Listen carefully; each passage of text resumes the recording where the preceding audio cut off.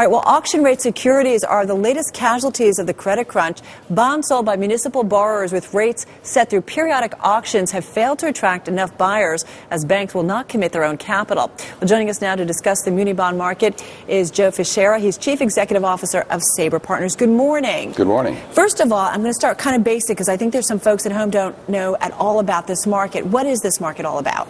Well, this market is a way to sell long-term debt, and in some cases preferred, because this product was originated in the corporate market in the 1980s, and that would have a periodic reset, a put to the market that would allow the securities always to trade at par. So you would issue something long-term, you would price it on a periodic basis so that it would reflect market conditions and all the information related to market conditions so that you would be able to have a par trade. All right, so when we have problems with the auctions not going as everyone expects, what's the concerns here? Well, the concerns is that that there aren't enough investors in order to make sure that the auctions succeed, and that all investors who have put their bonds up for sale actually have them sold. All right, necessary market, correct?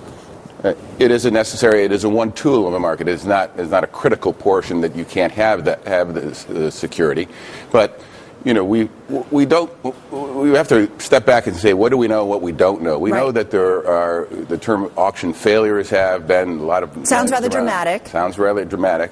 But we don't know how much was actually unsold in any given auction. We don't know the reasons why it wasn't sold in that specific auction. Was it a question of credit? Was it a question of marketing? What is it really about? This market is very opaque and not transparent, and that's one of the problems, because investors have had a problem judging the liquidity risk associated with one auction or one security versus another. And part of that was because the issuer is actually granted sort of like near monopolies in terms of the trading of these securities through one or two or three broker-dealers. Unlike other securities that have a broad market participation in which there are market makers all over, which you and I could even buy stocks online, can't do that here, and so that's a big concern. It's not for the average investor, correct? No, I think it can be. Many of these securities are AAA rated securities or AA, both for municipalities and for as well as for some corporations. But others aren't for everyone. You have to discern. You can't lump everything together here, and this is one of the big problems right now.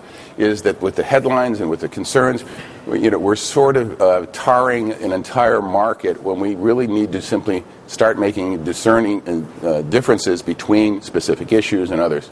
But, it was interesting kind of reading our write-through on this. You have student loan authorities on the list of failed auctions. I mean, student loans, that certainly resonates with certain folks at home. I'm curious what we need to do. Should we be concerned student that loans, they're think involved? about student loans. That really is getting caught up in the structured market problem in terms of the tranching, in terms of the risk associated. And many student loan servicers are in trouble themselves as private corporations.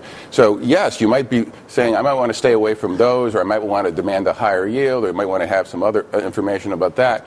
But why should this spill over to the Port Authority of New York and New Jersey? Why should it spill over to other people that have very high credit ratings? It doesn't make a lot of sense. We need a lot more information. And we need to be careful here, right, in terms of how we interpret this. I think you need to have this as more transparency in terms of the market, so that investors can judge liquidity risks, so that people can, both retail investors and corporate investors, can decide where they want to put their money and get the yields. And there may be what we call we've had since August, a repricing, or since last year, a repricing of credit risk. Now, in this market, I think we're having a repricing of liquidity risk, of really saying what the liquidity risk of one versus another is. And that requires more information, more marketing, and probably broadening the investor base. Joe, we've got about 20 seconds here. So in terms of investors, what should be their takeaway based on what we know right now? Ask for more information from the broker.